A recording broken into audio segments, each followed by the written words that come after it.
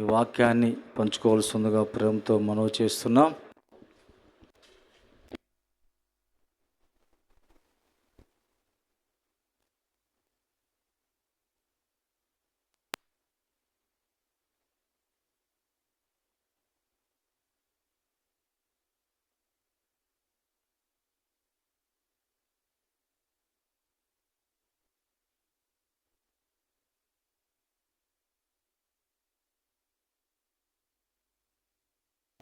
ప్రభువైన యేసుక్రీస్తు నామంలో చేరువచ్చిన మీ అందరికీ వందనాలు తెలియజేసుకుంటున్నాను. చిన్న ప్రార్థన చేసుకొని వాక్య పరిచయలోకి ముందుకెళ్దాము.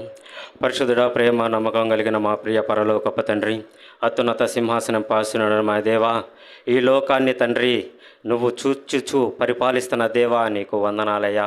అయా ఇదిగో తండ్రి ప్రభువా, గడిచిన ప్రభు దినము నుండి ఇప్పుడు దాకా మేము మమ్మల్ని కాచి కాపాడి నీ కృపలో భద్రపరచుకొని ఈ సమయంలో మమ్మల్ని అందరినీ ఇక్కడ కూర్చోబెట్టి తండ్రి నీ వాక్యమును వినే భాగ్యాన్ని మా అందరికి కలగజేసిన విధానమును బట్టి నీకు వందనాలయ్యా. చేరువచ్చిన బిడ్డలందరిని దీవించండి, ఆశీర్వదించండి. ఇంకా రావాల్సిన బిడ్డలను త్వరపెట్టి నడిపిమ్మని కూడా ప్రభువా వేడుకుంటున్నాను. ప్రభువా అయా నీ కృపను బట్టే మేము సజీవుల లెక్కలో ఉన్నాం. ప్రభువా మాకంటే మంచివారు, నీతిమంతులు, యోగ్యులు తండ్రి ఈరోజు చూడక నిద్రించున్నారు. ప్రభువా కేవలం నీ కృపను బట్టే తండ్రి మేము సజీవుల లెక్కలో ఉన్నాం. అది కేవలం నీ కృపనే ప్రభువా. అయా ఇదిగో తండ్రి ప్రభువా ఈ యొక్క నేను వాక్య పరిచర్య తండ్రి నువ్వు ఇచ్చిన భాగ్యమును బట్టి వందనాలు. ప్రభువా ఈ వాక్యం నేను వివరించబోచుండగా ప్రభువా నీవు నాకు బయలుపరిచిన విషయంలో నేను బిడ్డలకు తేట తెల్లగా చెప్పుటకు నీ యొక్క వాక్కు చాతుర్యం నాకు దయచేయండి. ప్రభువా నీ చిలువ చాడు నన్ను మరుగుపరుచుకొని తండ్రి నీ వాక్యము ద్వారా నాతో మాట్లాడమని నిలబడుతున్నటువంటి నేను వ్యక్తిని దేనికి పనికిరానిటువంటి వాడిని తండ్రి ప్రభువా కేవలం నీ కృపను బట్టే నేను ఇక్కడ నిల్చున్నాను. ప్రభువా దాన్ని బట్టి నీకు వందనాలు. ప్రభువా తండ్రి చెప్పబడుతున్న వాక్యాన్ని తండ్రి నిశ్చితానుసారంగా తండ్రి ఇక్కడున్న ప్రతి బిడ్డకు తండ్రి ప్రభు అందినట్లు నీ సహాయమును అనుగ్రహించమని నజరేయుడైన యేసుక్రీస్తునాలో చేరువచ్చిన మీ అందరికీ వందనాలు. ప్రభు యేసుక్రీస్తునాలో వేడుకుంటున్నాం తండ్రి, ఆమేన్. ఫస్ట్ టైం ఇలా నిలబడ్డాను కదా, వాక్య పరిచయలో కొంచెం టెన్షన్ ఉంది. ప్రభువు నేను యొక్క వాక్య పరిచయ దీవెనక్క గారు చెప్పారు ఇలా చెప్పాలి మెయిన్ మెసేజ్ అన్నప్పుడు నాకు చెప్పాలంటే కొంచెం ఫస్ట్ భయం వచ్చినది. కానీ నన్ను నమ్మి ఇక్కడ నిలబెట్టిన దేవుని సేవకుడికి కూడా వందనాలు తెలియజేసుకున్నాను. సంఘానికి, సంఘ పెద్దలకు కూడా వందనాలు తెలియజేసుకుంటున్నాను. వాక్యము ఏమి వివరించాలని నేను దేవుని ప్రార్థన చేసుకున్నప్పుడు దేవుడు నాకు బయలుపరిచిన విషయం ఏంటంటే ప్రార్థన గురించి బిడ్డలను ఇంకను కొంచెం ముందుకు తీసుకెళ్ళమని నాకు తెలియజేశాడు. అటువంటి వాక్యములను బట్టే ఈరోజు మీకు అలాగా ఆ వాక్యాన్ని తెలియజేయాలి అనుకుంటున్నాను. అంటే మనము మొదటగా దేవుని సంఘంలో చేర్చబడ్డామంటే దేవుని యొక్క రాజ్యమునకు వెళ్ళాలంటే మనలో మొట్టమొదటిగా ఉండవలసింది ఏంటంటే ప్రార్థనా జీవితం. ప్రార్థన జీవితం మన హృదయంలో కానీ లేకపోతే దేవునిని మనం ఎరగలేము, దేవుని యొద్దకు రాలేము. ప్రార్థనా జీవితం మన జీవితంలో ఒక భాగముగా ఉండాలి. ప్రార్థన అనేది దేవునిను అడిగినప్పుడు అసలు ప్రార్థన ఏంటంటే దేవునికి నీకు ఉన్నటువంటి సత్య సంబంధమే ప్రార్థన. దేవునితో నువ్వు మాట్లాడేటువంటి ఫ్రీగా మాట్లాడటానికి నువ్వేదైనా మేలు కావాలన్నా, నీకు ఏదైనా బాధ కష్టము ఏది కలిగినా నువ్వు మాట్లాడాలి ఇచ్చినటువంటి ముఖ్యమైన సాధనం ప్రభుతోటి ఈ యొక్క ప్రార్థన ద్వారానే మీరు దేవునితో మాట్లాడగలరు. మీరు పక్కవారితోటి ఏదైనా నీ బాధలు కష్టాలు ఏదైనా అవమానాలు ఏదైనా నీ ఇరుకు ఇబ్బందులు ఏదైనా నీలో కలిగి ఉంటే నువ్వు పక్క వాళ్ళకి చెబితే అది కొంచెం వరకు ఏమో వాళ్ళు తీర్చగలరు. కానీ నీ బాధలను కష్టాలను దేవునికి నువ్వు మొరపెట్టి నిజంగా మొరపెట్టినప్పుడు అతను నువ్వు ఊహించిన దానికంటే ఎక్కువగా నీ బాధలను నీ కష్టాలను ఆయన తీర్చగలిగాడు. కాబట్టి మన యొక్క విశ్వాసి యొక్క జీవితంలో మొట్టమొదటిగా అవ్వాల్సింది ఏంటంటే ప్రార్థనా జీవితం.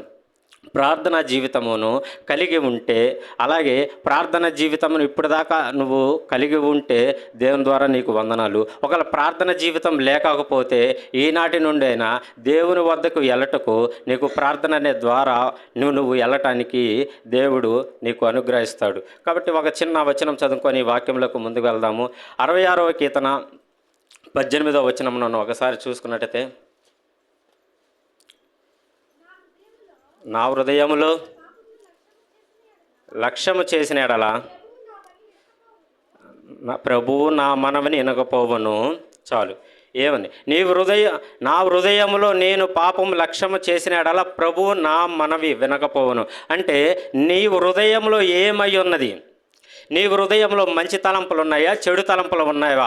అవి ఒకవేళ నీ హృదయంలో నేను పాపము లక్ష్యము నా హృదయంలో చేసిన ఎడల ప్రభు నా మనవి వినకపోవును. ప్రభు నీ మాట పోవటానికి కారణం ఏంటంటే నీ హృదయంలో ఏముందంటున్నాడు?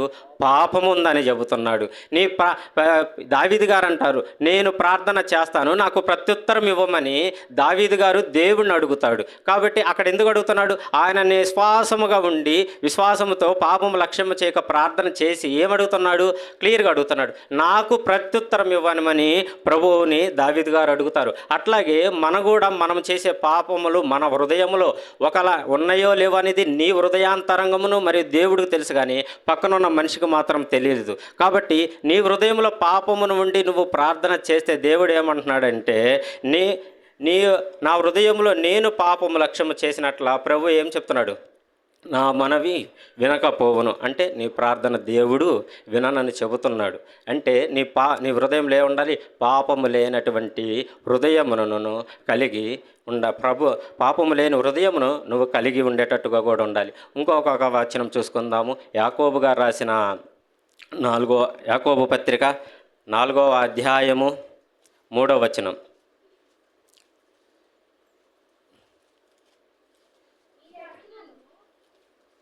మరొకసారి, మీరు అడిగినను మీ భోగముల నిమిత్తమై వినియోగించుటకై దురుద్దేశముతో అడుగుదురు కనుక చాలు. ఏమంటున్నాడ? ఏమీ మీకు దొరకట్లేదు. ఎందుకు? మీరు ఏమని అడుగుతున్నారు? మీరు అడిగిన మీ భోగముల నిమిత్తమై వినియోగించుటకై దురుద్దేశముతో అడుగుదురు కనుక మీకేమీ దొరకట్లేదు. మీరు ఏమన్నారు? పాపము ఉండి నువ్వు ప్రార్థన చేస్తే దేవుడు ఏం చేస్తానంటాడు? నీ మనవి వినని అంటున్నాడు. అంటే నీ ఉదయంలో పాపము లేకుండా ఉండి ప్రార్థన చేస్తే దేవుడు నీ మనవి వింటానని చెప్తున్నాడు. ఇంకోటి కానీ చూసుకుంటే, మీరు అడిగిన మీ భోగముల నిమిత్తమై, మీరు అడిగిన మీ యొక్క శరీరీచ్చల కానీ మరి యొక్క వేరే దాని గురించి కానీ వినియోగించుటకై దురుద్దేశముతో నీ హృదయంలో ప్రభువుని అడుగుతున్నావా? వేరొక చెడు తలంపులతోటి దేవా నువ్వు నాకు ఇది ఇస్తే నేను వాళ్ళకి అది చేస్తాను, లేదా వాళ్ళు నా మీద తిరగబడినారు, వాళ్ళు నన్ను దూషించు, వాళ్ళని శిక్షించు అనే దురుద్దేశంతో కూడా నువ్వు కానీ ప్రార్థన చేస్తే ఆ ప్రార్థనను కూడా దేవుడు వినడు. ఎందుకంటే ఆయన నమ్మదగిన వాడు కాబట్టి, ఆయనను నమ్మిన వారికి ఏదైనా సమస్తము దొరుకునని చెప్తాడు కదా. కాబట్టి మన ప్రార్థన చేసేటప్పుడు మనము ప్రార్థన జీవితం కలిగి పాపము లేకుండా ఎటువంటి దురుద్దేశము లేకుండా ప్రార్థన చెయ్యాలి. ప్రార్థన చేసినప్పుడు దేవుడు నీ ప్రార్థన అంగీకరిస్తూ ఉన్నాడు. ఇలా చూసుకున్నట్టయితే అసలు మనము పాపము లేకుండా ప్రార్థన చేస్తున్నాము. తర్వాత వచ్చేసి ఎటువంటి దురుద్దేశం నా హృదయంలోనూ నా తలంపులలో లేకుండా ప్రార్థన చేస్తున్నాము. సరే, ఇప్పుడు నేను ఎట్లా ప్రార్థన చెయ్యాలి? దేవునిని ఏ విషయం నిమిత్తమై ప్రార్థన చేయాలి? అసలుకి ఎలాగుండే నేను ప్రార్థన చేస్తే దేవుడు నా ప్రార్థన ఆలకిస్తాడు? అది మన టాపిక్.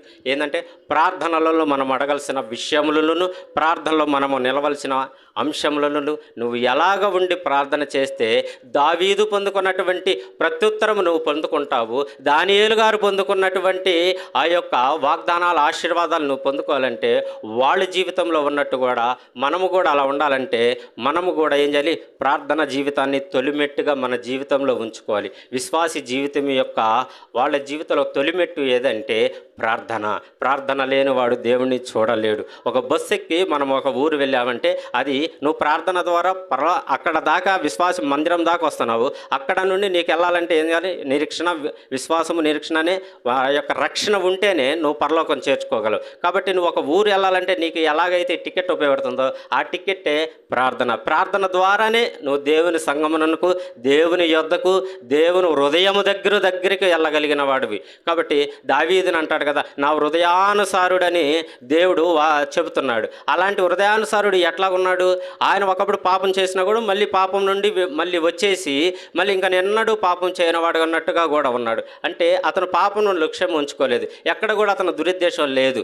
కాబట్టి దావీదును అలా అన్నప్పుడు ఆయనను మనల్ని ఎంతో సృజించి ఎంతో ఇష్టంగా అప్పుడున్న కాలంలో ఇంకా క్లిష్టమైన పరిస్థితులు, కానీ ఇప్పుడున్న ఇవి కొన్ని అనుకూలమైన పరిస్థితులు. నువ్వు ఆరాధించడానికి అన్నీ సమకూలంగా దొరికినాయి. ఈ సమకూలం దొరికినట్లప్పుడు సమయంలో మనం ఎలాగుండాలి? ప్రార్థన జీవితంలో పాపము లేని జీవితము, అలాగే దురుద్దేశం మన హృదయంలో, అంటే చెడు ఆలోచనలు, చెడు తలంపులు మన హృదయంలో లేకుండా దేవుని అడిగి తప్ప నీ ప్రార్థన అంగీకరించేవాడుగా దేవుడు ఉన్నాడు.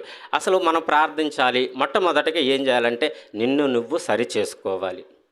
నువ్వు ఒక ప్రార్థన చేయాలంటే సంఘమునకు వచ్చిన విశ్వాసివైనటువంటి నువ్వు మందిరానికి వచ్చి నేను ఎలాగా ఉండాలి ప్రార్థన నిమిత్తమై ఉండి మనము దేవుని యొద్దకు చేరాలంటే నీ వ్యక్తిగత ఆత్మీయ జీవిత అభివృద్ధి ఎలాగుందని ఒకసారి గమనించుకోవాలి. నువ్వు ప్రార్థన చేయాలంటే మొదటిగా ఏంటంటే నీవు సరి చేసుకునే విధంగా ఉండాలి. మరియు నీవు నీ వ్యక్తిగత ఆత్మీయ జీవితం అంటే ప్రార్థన జీవితంలో ఎక్కడ తప్పిపోకుండా ఉన్నావా అనేది నువ్వు గ్రహించాలి. అలాగ ఉన్నావా లేవా అనేది మనం దానియేలు గారిని కానీ చూసి నేర్చుకోవచ్చు. ఒకసారి దానియేలు గ్రంథము 6వ అధ్యాయమును మనం కానీ చూసుకున్నట్టయితే, దానియేలు గ్రంథం 6వ అధ్యాయము 10వ వచనం కానీ చూసుకున్నట్టయితే 10-11, ఇట్టి శాసనం సంతకం చేయబడినని దానియేలు తెలుసుకొనెను. అతడు తన ఇంటికి వెళ్ళి యథాప్రకారముగా అనుదినము 3 మోకాళ్ళుని తన ఇంటి పైగది కిటికీలు యెరూషలేము తట్టునకు తెరవబడి ఉండి తన దేవునికి ప్రార్థన చేయుచు ఆయనను స్తుతించు వచ్చెను. ఇక్కడ దానియేలు గారి గురించి చూసినట్టయితే ఆ పై వచనాల్లో కానీ చదువుకున్నట్టయితే దానియేలు గారికి దర్యావేషు రాజు ఒక శాసనమును చేస్తారు. 30 దినముల వరకు దేవుని యొద్ద కానీ మనుషుల యొద్ద కానీ ఎవరి యొద్ద దగ్గర ప్రార్థన చేయకూడదు, రాజు యొద్ద దగ్గరే చెయ్యాలని ఒక శాసనమును చేస్తారు. ఆ శాసనమును సంతకం చేసి ఇది బయలుపరచండి, బయట పెట్టండి అని చెప్పినప్పుడు దానియేలు గారు ఆ యొక్క శాసనమును తెలిసి కూడా అక్కడ వద్దచ్చు కదా, ఆ శాసనములను సంతకం చేయబడినని దానియేలు తెలుసుకొనెను. అతడు తన ఇంటికి వెళ్ళి యథాప్రకారం అనుదినము 3 మోకాళ్ళుండి తన కిటికీలు యెరూషలేము తట్టునకు తెరిచి ప్రార్థన చేసినట్టుగా మనకు కారణపడుతున్నాడు. ఇక్కడ చూసుకున్నట్టయితే దానియేలు గారికి ఒక శాసనం ముందు వచ్చింది. ఆ శాసనం ఏంది? ఇలా 30 దినములు చేయకూడదని. కానీ ఈ యొక్క శాసనమును తెలిసి కూడా దానియేలు గారు ఆ శాసనమును లెక్క చేయకుండా మొట్టమొదటి స్థానము ఎవరికి ఇచ్చారంటే అయ్యా తన దేవుడైన యెహోవాకి స్థానం ఇచ్చాడు. ఇచ్చిందే కాదు కానీ ఆయన శాసనమును కానీ ఆయన అతిక్రమిస్తే దానికి శిక్ష ఉంది, దానికి కలగబో శ్రమలు ఉన్నాయి అని దానియేలు గారికి తెలుసు. కానీ వీళ్ళకన్నా పరిశుద్ధుడు, వీళ్ళకన్నా నమ్మకస్తుడు అయిన యెహోవా నాకు తోడుగా ఉన్నాడు. అలాగే నేను ఇక్కడ నుండి ఎక్కడ తప్పిపోకుండా నేను ప్రతినిత్యము దేవునికి 3 ప్రార్థన చేస్తున్నాను. ఆ క్రమము దేవునికి నేను మాట్లాడుకునే క్రమమును నేను తప్పిపోకూడదని దానియేలు గారు 3 ప్రార్థన చేసినట్టుగా కనపడుతుంది. ఆయన ఒకవేళ ఆ శాసనమును లక్షణం పెట్టుకొని ఆ శాసనం నబ్బో ఇది చేస్తే నాకు శ్రమ కలిగిద్ది, నాకు ఈ యొక్క రాజు నాకు ఏదైనా కష్టాలు బాధలు కలగజేస్తాడు అని ఒకవేళ శాసనం అల్లగించున్నట్టయితే అతని హృదయమును వెళ్ళొచ్చు అని ఉండొచ్చేమో. ఒక లేదు, ఎందుకంటే తన తండ్రితోటి మాట్లాడే సత్య సంబంధాన్ని కోల్పోతాడనే భయముతోటి ఆయన ఏం చేశాడు? తన యొక్క వ్యక్తిగత జీవితంలో భాగమైనటువంటి ప్రార్థన జీవితాన్ని కలిగి ఉన్నాడు. ఎక్కడ కూడా ఆయన ప్రార్థన జీవితంలోనే తప్పిపోయినట్టు దానియేలు గారు మనకు కనబడినట్టు లేదు. ఎందుకంటే ప్రతి నిత్యము ఆయన దేవునికి మొరపెట్టుతూనే ఉన్నాడు. ఆయన సరే పెట్టాడు, ప్రార్థన చేసిన తర్వాత ఆయన యొక్క వ్యక్తిగత జీవితానుసారంగా ప్రార్థన చేస్తూ ఉన్నాడు. తర్వాత ఆయనకి కష్టాలు వచ్చినాయి, కానీ అవి కూడా ఎవరు తీశారు? దేవుడైన యెహోవా దేవుడు ఏం చేశాడు? ఆ సింహ బోల్లో వేసినప్పుడు కూడా ఆయనను కాపాడుతూ వచ్చాడు. కాబట్టి నీ వ్యక్తిగత జీవితం ఎలాగా ఉంది? ఏదైనా చిన్న శ్రమ వచ్చినప్పుడు, ఏదైనా ఒక బాధ కలిగినప్పుడు, ఎవరైనా ఏదైనా అన్నారని చెప్పి నీ ప్రార్థన జీవితాన్ని కోల్పోయే విధంగా నువ్వు ఉన్నావా? ఒకవేళ నీ ప్రార్థన జీవితాన్ని ఎందుకు కోల్పోతే ఆ రోజు నువ్వు తండ్రితో మాట్లాడే సత్య సంబంధాన్ని కోల్పోయిన దాని అవుతావు. దానివల్ల అపవాదికి నువ్వు చోటిచ్చిన దాని అవుతావు. కాబట్టి నిరంతరం మనం ఎలాగుండాలంటే ఏ సమయమునైనా దేవునితో మాట్లాడేటువంటి ప్రార్థన జీవితాన్ని విశ్వాసి మొట్టమొదటిగా కలిగి ఉండాలి. వ్యక్తిగతముగా మనము ఆత్మీయ జీవితి అభివృద్ధి పరుచుకోవాలంటే, మనం పరలోక రాజ్యానికి చేరుకోవాలంటే మనకు ఉండవలసింది ఏంటంటే మన వ్యక్తిగత జీవితం ఎలాగున్నది, మన ప్రార్థన జీవితంలో ఉన్నామా లేదా. ఇప్పుడు గడిచిన సంవత్సరం అంతయు నీ ప్రార్థన సంవత్సరంలో నీ ప్రార్థన జీవితం ఏదైనా కొదవై ఉంటుంది. ఈ నూతన సంవత్సరంలో మొదటి నెలలో నీ ప్రార్థన జీవితాన్ని ఇప్పుడు నుండేనా మొదలుపెట్టు. ఈ రోజు నుండేనా ఒకవేళ నీ ప్రార్థన జీవితం సరిగ్గా లేకపోతే అవి సరిచేసుకొని నువ్వు ప్రార్థన, చెప్పాడు కదా, నీలో పాపం ఉండి ప్రార్థన చేస్తే నేను లక్ష్య పెట్టనని. కాబట్టి మొట్టమొదటిగా ఏం చేయాలి, మనము సరిగ్గా ఉండి ప్రార్థన చేయాలి. ఒకరికి మనము చెప్పే ముందు మనము సక్రంగా ఉండి, మనము స్థిరంగా ఉండి మనము చెప్పితే అప్పుడు వాళ్ళు నిన్ను చూచి అవును ఈ బిడ్డ చెప్పుచున్నది నిజమే అన్నట్లుగా ఉంటాడు. కాబట్టి మొట్టమొదటిగా నువ్వేం చేయాలంటే నీ వ్యక్తిగత జీవితంలో నువ్వు ప్రార్థన చేసుకుంటూ ఉండాలి. ఒకవేళ నువ్వు బయట మనుషుల నిమిత్తమై చూసి ప్రార్థన చేస్తున్నావేమో, నేను నిలబడి ఉన్నానని నువ్వు పడిపోయిన స్థితిలో నుండి ప్రార్థన చేస్తున్నావేమో, ఆ స్థితిని దేవుడు చూస్తున్నాడు. నిలబడిన స్థితిని ఇక్కడున్న మనుషులు చూస్తారేమో, కానీ నువ్వు నిజంగా ఎక్కడైనా పడిపోయి కింద ఉన్నావేమో ఆ స్థితిని దేవుడు చూస్తాడు. ఎందుకంటే దేవుని కళ్ళకు మరుగైనది ఏదియూ నీలో లేదు. కాబట్టి నువ్వులో ప్రార్థన జీవితం ఎలాగా ఉన్నది అనేది నువ్వు తెలుసుకుంటూ రావాలి. ప్రార్థన జీవితం ఎంతో ప్రాముఖ్యమైనది. ప్రభువారు కూడా ఆ యొక్క 33.5 సంవత్సరం ఈ లోకంలో జీవించినప్పుడు 30 సంవత్సరములలో కుటుంబము నిమిత్తమై ఉన్నారు. చివరి 3.5 సంవత్సరం ఆయన పరిచర్య నిమిత్తమై వస్తానికి, పరిచర్య ప్రారంభించడానికి ముందు ఆయన 45 దినముల రాత్రులు 40 దినములు పగలు ఉపవాసం ఉండి ప్రార్థన చేశాడు. ఆయన ఒక పరిచర్య చేయటానికి మాదిరి చూపిస్తున్నాడు. నేను ప్రార్థన ద్వారా నేను ఈ పరిచర్యకు వెళ్తున్నాను. అలాగే ప్రభువే చూపిస్తున్నాడు కదా, మనము ఆయన బిడ్డలమి. ఆయన మార్గమును మనము నడవాలి, ఆయన మార్గమును ఆయన నీతిని అనుసరించాలి. కాబట్టి ఆయన మార్గం ఆయన చూపించాడు కదా. నేను ప్రార్థన చేసి ఇక్కడికి వెళ్ళాను, నేను ప్రార్థన చేసి పరిచర్య దేవుని యొద్దకు వెళ్ళాను. ఆయన దేవుని కుమారుడు, ఆయనకు ప్రార్థన అవసరం లేదు. ఏదైనా కలుగును గాక అంటే కలుగును కదా, ఎందుకు ఇక్కడ ఉన్నవాళ్ళు అలా లేదు. కానీ మనకి స్వేచ్ఛనిచ్చాడు దేవుడు. ఆ స్వేచ్ఛను నువ్వు దుర్యోగపరచుకోకుండా నువ్వేమి చేయాలి, ప్రార్థన చేయాలి. ప్రభువు ప్రార్థన చేశాడు కదా ప్రభు. అలాగనే మనము కూడా ప్రార్థన జీవితాన్ని ఆయన ఎట్లా ప్రతి దినము రేత్రి దేవునికి ప్రార్థన చేస్తూ వస్తున్నట్టు బైబిల్ కదా. ఎందుకు ఆయన ప్రార్థన చేయాలి, మార్గమును ఆయన మీరు నడవలసిన త్రోవలను సూటిగా చూపిస్తున్నాడు. మనం ఆ త్రోవలను నడుస్తున్నామా, పక్కగా వెళ్ళిపోతున్నామా చెప్తున్నా కదా. మీరు నిలబడి ఉన్నారని ప్రార్థన చేస్తున్నాం. నేను ఈ యొక్క సంఘంలో సిస్టంగా ఉన్నాను, నేనున్నాను, వీళ్ళెవరికి తెలియదు అనుకుంటున్నావేమో. అది ఇక్కడున్న మనుషులకు కనపడకపోవచ్చు, కానీ నీ హృదయాంతరంగమును పరిశీలించగలిగిన వాడు ఒకడున్నాడు.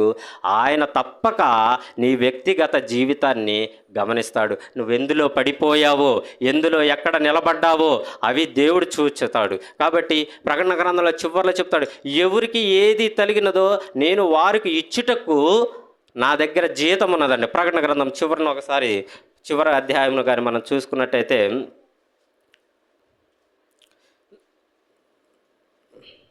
అక్కడ చెప్తాడు 12, ఇదిగో త్వరగా వచ్చుచున్నాను, వాని క్రియ చొప్పున ప్రతి వానికి ఇచ్చుటకు నేను సిద్ధపరిచిన జీతము నా యొద్ద ఉన్నది. నీ వ్యక్తిగత జీవితం ఎలాగ ఉన్నది ఈరోజు? దేవునికి ఆనుకున్న రాయిగా నువ్వు ఉన్నావా? క్రీస్తు అనే బండను ఆనుకున్న జీవితం నీలో ఉందా, లేదా ఆ బండకు దూరముగా ఉన్నావా? ప్రార్థన జీవితం ద్వారా మాత్రమే నువ్వు క్రీస్తును ఆనుకోగలవు. ప్రార్థన లేనివాడు దేవుని చూడలేనని చెప్తున్నాడు. ఇక్కడ చెబుతున్నానుగా, వారి క్రియలకు ప్రతి వానికి ఇచ్చుటకు నేను ఆల్రెడీ సిద్ధపరిచి ఉంచాను. ఆ జీతం మీ వద్ద ఉన్నది. ఆ జీతం కొంచెంగా ఉన్నదా, పెద్దగా ఉన్నదా, ఇంకా బహుమానాలు పెద్దగా ఉన్నాయి అనేది ఎలాగుండదంటే నీ ప్రార్థన జీవితాన్ని బట్టే అది ఉంటుంది. ఆయన సిద్ధపరిచాడు. ఇదిగో నేను ఫలానా వ్యక్తికి ఫలానా జీతమును సిద్ధపరిచాను. ఆయన సిద్ధపరిచిన ఆ యొక్క జీతానికి నువ్వు సరితూగగలవా నీ ప్రార్థన జీవితంలో? నీ ప్రార్థన జీవితంలో నువ్వు ఆయన పరిచిన మనము ఎక్కడికైనా వెళ్ళినప్పుడు ఏదైనా పని అడుగుదాము. పని అడిగినప్పుడు వాడు 1000 రూపాయలు జీతం ఒక రోజుకి అన్నారనుకోండి, ఆ 1000 రూపాయల జీతానికి నువ్వు సరిపడే స్థాయి తగిన పని చేసినప్పుడే వాడు నీకు 1000 రూపాయలు జీతం ఇస్తాడు. లేదంటే ఇదిగో నువ్వు అంత పని చేయలేదు కాబట్టి నువ్వు ఈ 100-200 తీసుకొని వెళ్ళు అంటాడు. కాబట్టి తండ్రి మన కొరకు నువ్వు ఒక సిద్ధపరిచాడంట. అది పరుచుకునేవారుగా మనం, అది పొందుకునే వారముగా మనం ఎలాగ ఉండాలి? ప్రార్థనను కలిగి, ప్రార్థన జీవితాన్ని కలిగి అది పొందుకునే వారంగా మనము ఉండాలి. అర్థమైందిగా నేను చెప్పింది? మొదటిది, మన వ్యక్తిగత జీవితంలో మనము ఆ యొక్క వ్యక్తిగత జీవిత అభివృద్ధి కొరకును ప్రార్థన చేసుకో. దానియేలు గారు ఎలాగైతే ముమ్మారు ప్రార్థన చేశారో హృదయానుసారముగా, అలాగా మనము కూడా దేవునికి మన వ్యక్తిగత జీవితాన్ని అనుసరిస్తూ ప్రార్థన చేయాలి. అర్థమైంది అనుకుంటాను మీ అందరికీ.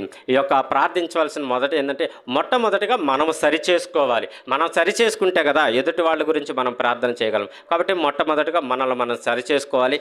దేవునికి ఇవ్వబడాల్సిన సమయమును దేవుడికి ఇచ్చి, ఆయనకి ప్రతిరోజు ఒకరోజు తప్పిపోయినా కూడా తండ్రికి నీకు సమాధానము కలగదు. ఎందుకంటే మన చిన్న బిడ్డలు ఉన్నారు, వాళ్ళతోటి సాయంత్రం అవి వెళ్ళంగానే ఆ బిడ్డలతో ఆడుకుంటుంటే ఒక సంతోషం, వాళ్ళు తండ్రి వచ్చాడు, తల్లిదండ్రులు వచ్చారని ఒక సంతోషం చిన్నపిల్లలకు కలుగుతుంది. ఏదైనా కొన్ని రోజులు నీ తల్లిదండ్రులు దూరంకి వెళ్ళి ఏదైనా ఊరు వెళ్ళి 1 నెల తర్వాత 2 నెలల తర్వాత వస్తే నీ తల్లిదండ్రులు ఎట్లా సంతోషిస్తారు? అలాగే తప్పిపోయిన నువ్వు, ప్రార్థన జీవితం లేని నీవు నీ తండ్రికి ప్రార్థన చేయనప్పుడు ఆయన ఇంకనూ ఎక్కువ సంతోషము కలిగి నిన్ను ఆనందించుకొని నిన్ను దగ్గర చేసుకోవటానికి ఆయన చేతులు చాచి చూస్తున్నాడు. ఈ బిడ్డ నా దగ్గరకు వస్తాదా, ఈ బిడ్డ నా దగ్గరకు వస్తాదా అని. కానీ నువ్వు కొన్ని కఠినమైన నిర్ణయాల వల్ల, నీలో ఉన్న పాపము వలన, నీలో ఉన్న దుష్టత్వం వలన నువ్వు దేవునికి దూరం అయిపోతున్నావేమో. ఒక్కసారి నీవు సరిచేసుకొని నువ్వేం చేయాలి? నీ వ్యక్తిగత జీవితాన్ని మొట్టమొదటిగా దేవునికి ఆపాదించేవారుగా, దేవునికి సరిచోడుగా మనం ఎల్లుటుగా ఉండేటట్టుగా మనం ప్రార్థన చేసుకోవాలి. రెండవది కానీ మనం చూసుకున్నట్టయితే, మనము మన కుటుంబంలో ఉన్న సభ్యుల నిమిత్తమై, అనగా రక్షణ నిమిత్తమై మనము ప్రార్థన చేయాలి. మొట్టమొదటిగా మనము వ్యక్తిగతంగా సరిచేసుకున్నాం, ఓకే అయిపోయింది, ప్రార్థన చేసుకుంటున్నాం, మనము వ్యక్తిగతంగా రెండవది ఏమని ప్రార్థన చేయాలి? నీ కుటుంబంలో ఉన్నటువంటి నీ తల్లిదండ్రులు, నీ అక్క చెల్లెళ్ళు, నీ తమ్ముళ్ళ నిమిత్తమై, నీ కుటుంబ పరిధి నిమిత్తమై ఉండి నువ్వు ప్రార్థన చేయాలి. ప్రార్థన చేస్తే నీ కుటుంబంలో నువ్వు రక్షణ పొందావు, నువ్వు ప్రార్థన చేస్తున్నావు, నువ్వేం చేసావు? నువ్వు సరి చేసుకున్నావు. నెక్స్ట్ ఎవరికి ప్రార్థన చేయాలి? నీ కుటుంబంలో ఉన్న తల్లిదండ్రులకు, చెల్లెళ్ళకు, అన్నదమ్ముళ్లకు, అక్క చెల్లెళ్ళకు కొరకును, అమ్మ నాన్నల కొరకును. ఒకవేళ భర్త మారు మనసు పడితే భార్య బిడ్డలను కొరకును చేయాలి. పిల్లలు రక్షణ అనుభవంలో ఉంటే తల్లిదండ్రుల కొరకును, తన అన్నదమ్ముళ్ళ కొరకును ప్రార్థన చేయాలి. ఇక్కడ మనం కానీ చూసుకున్నట్లయితే ఒక వేశ్యను మనము ఇప్పుడు తన కుటుంబాన్ని కాపాడుకుంది. బైబిల్ గ్రంథంలో తన కుటుంబాన్ని ఈ యొక్క స్త్రీ కాపాడుకుంది. ఎవరు ఆమె? తన కుటుంబాన్ని కాపాడుకుంది. తన కుటుంబాలందరినీ ఆ యేహోవారు, రాహాబు గారు, వెరీ గుడ్. అది మనం కానీ చూసుకున్నట్టయితే యెహోషువ గ్రంథంలో ఉంటుంది. యెహోషువ గ్రంథం 2వ అధ్యాయంలో ఉంటారు. యెహోషువ గ్రంథము, నూను కుమారులైన యెహోషువ పిలిపించి మీరు చూడునని వారితో చెప్పి 2:13 2వ అధ్యాయం యెహోషువ గ్రంథం 2వ అధ్యాయం 13వ వచనం. నా తండ్రియు, నా తల్లియు, నా అన్నదమ్ములను, నా అక్కజల్లులను, వారికి కలిగి ఉన్న వారందరినీ బ్రతుకునిచ్చు రక్షించినట్లుగా దయచేసి ప్రమాణం చేయను. యేహోవారు 2 వచ్చారు. రాహాబు గారిని వాళ్ళ ఇంట్లో దాచిపెట్టింది ఆమె. దాచిపెట్టి ఆ రాజులకు ఎవరికి తెలియకుండా ఆ 2 కాపాడి ఆ పై వచనాల్లో కానీ చూసుకున్నట్టయితే 11 చివరి, మీ దేవుడైన యెహోవా పైనున్న ఆకాశమునందును కింద భూమి మీదనుందును దేవుడే. ఆమె ఏం చేసింది? ఒక వేశ్య. ఆమె కొన్ని మాటలను అక్కడ నుండి వస్తున్నాయి, అందరూ చెప్పుకుంటున్నటువంటి మాటలను విని ఆయనను విశ్వసించింది. ఎవరు? రాహాబు అనే ఒక వేశ్య. ఆమె ఆయనను విశ్వసించి ఆ యేహోవా వారికి ఆమె చెబుతుంది, ఇదిగో మీరు నమ్ముచున్న దేవుడు పైనున్న ఆకాశమునకు కింద భూమి మీద ఉన్న ఆయన దేవుడే అని వాళ్ళకి సాక్ష్యం ఇస్తుంది. ఆమె ఆయనను నమ్ముతుంది. దేవుణ్ణి నమ్మి ఇదిగో ఈ పట్టణమును నాశనము కలగబోచున్నది, నేను మీ దేవుడు దీనిని మీకు అప్పగిస్తాడని నేను నమ్ముచున్నాను. మీరు ఇది నాశనం చేసేటప్పుడు మీరేం చేయాలంటే, మీకు నేను సహాయం చేశాను కాబట్టి, నేను మిమ్మల్ని నమ్మాను కాబట్టి నాకు ఒక చిన్న సహాయం చేయమని అడుగుతుంది. ఏందమ్మా సహాయం అంటే, నా తండ్రియు నా తల్లియు నా అన్నదమ్ముడియు నా అక్కా చెల్లెళ్ళు పక్కన వాళ్ళతో ఉన్న వారందరూ మీరు నాశనం కాకుండా కాపాడమని ప్రమాణం చేసుకుంటుంది. ఎవరు? రాహాబు అనే వేశ్య. దేవుడంటే తెలియని ఆమె చెప్పబడిన మాటలను నమ్మి విశ్వసించి ఆ దేవుడు నిజమైన దేవుడు అని నమ్మిక ఉంచి ఆమె ఏం చేసింది? విశ్వసించి తన కుటుంబన రక్షణ నిమిత్తమై ఆ ఏగువారి ముందు ఆ యొక్క ప్రమాణం చేసుకుంటుంది. అలాగే మనము కూడా మన కుటుంబంలో ఉన్న మన తల్లియు మన తండ్రియు మన అన్నదమ్ములు మన అక్క చెల్లెళ్ళు ఎవరైతే రక్షణ అనుభవంలోకి లేరో వాళ్ళను రక్షణ నిమిత్తమై దేవుని ఎత్తబడే రాకడ గుంపులో వారిని నీతో పాటు వాళ్ళని తీసుకెళ్లాలంటే వాళ్ళు కూడా రక్షణ పొంది ఉంటే మాత్రమే వారు ఆ పరలోకమునందు నీతో పాటు దేవుని దగ్గరికి వెళతాడు. ఆమె అక్కడ ఏం చేస్తుంది? ఆమె విశ్వసించింది. ఆమె మొదటగా ఆమెకున్న పాపం ఏంటంటే వేశ్య. దానిని ఏం చేసింది? విడిచిపెట్టినట్టుగా ఉంటుంది. ఆ తర్వాత ఆమె ఏం చేసింది? తన దుర్నీతిని ఆ దురుద్దేశంతో అడగట్లేదు. ఏమని అడుగుతుంది? దురుద్దేశం లేనిటువంటి మాటలు. నేను ఈ పట్టణమున ఇక్కడ మీరు చూసుకున్నట్టయితే దీన్ని కంపేర్ చేసుకుంటే భూలోకమునకు చూసినట్లయితే ప్రభువారు భూలోకానికి వచ్చినప్పుడు ఇది నాశనం అయినప్పుడు ఇందులో ఉన్న జనాలను తీసుకునే రెండో రాకడలో తీసుకొని పోతాడు. అట్లుగా మీరు ఈ నినెవ పట్టణ ఈ యొక్క ఎరుకోని నాశనం అవుతానికి వస్తారు. ఆ సమయంలో అందరిని మీరు నాశనం చేస్తారు. ఇక్కడ ఉన్న నా తల్లి తండ్రిని మాత్రము మీరు కాపాడమని అని ప్రమాణం చేసుకుంటుంది. ఎలాగా ప్రార్థన అనే అని మనము ఇంకో విధంగా అనుకుంటే మన ప్రభు అయిన యేసుక్రీస్తు వారికి మనం ప్రార్థన చేయాలి. అయ్యా నీ రాకడలో నాతో పాటు నా తల్లిదండ్రులు అక్క చెల్లెళ్ళు అందరిని కూడా ఎత్తుకొని ఆ పరలోకములో ఆ సువర్ణ పట్టణములో ఆ యొక్క ముత్యాలతో అలంకరింపబడిన ఆ పట్టణములో నేనును నా కుటుంబము అక్కడ మేము నివాసము చెయ్యనట్లు మమ్మల్ని తీసుకెళ్ళమని ప్రార్థన చేయాలి. అలా చేసే ప్రార్థన జీవితం నీలో ఉందా? ఎక్కడైనా నీ కుటుంబంలో ఎవరైనా పడిపోతుంటే అదిగో వాడు పడిపోయాడు, వాడు లేడు, వాడు రోడ్డెమ్మట తిరుగుతున్నాడు, అనేక మంది నా బిడ్డను దూషిస్తున్నారు, వీడు పనికిరాని వాడు, వీడు ఇలాంటి వాడు అని అంటున్నారు అన్నప్పుడు నీలో బాధ కలుగుతుంది. ఒక తల్లిగా తండ్రిగా ఒక అక్క చెల్లెలుగా ఉన్నప్పుడు ఆ బాధ కన్నా దేవుడు నీ కొరకు ఇంకా నువ్వు బాధపడుతున్నారు. ఇదిగో నా ప్రియముగా ఉంచుకున్న నా బిడ్డలు నా యొద్దకు రావటం లేదని ఆయన ఎంతగానో బాధపడుతున్నాడు.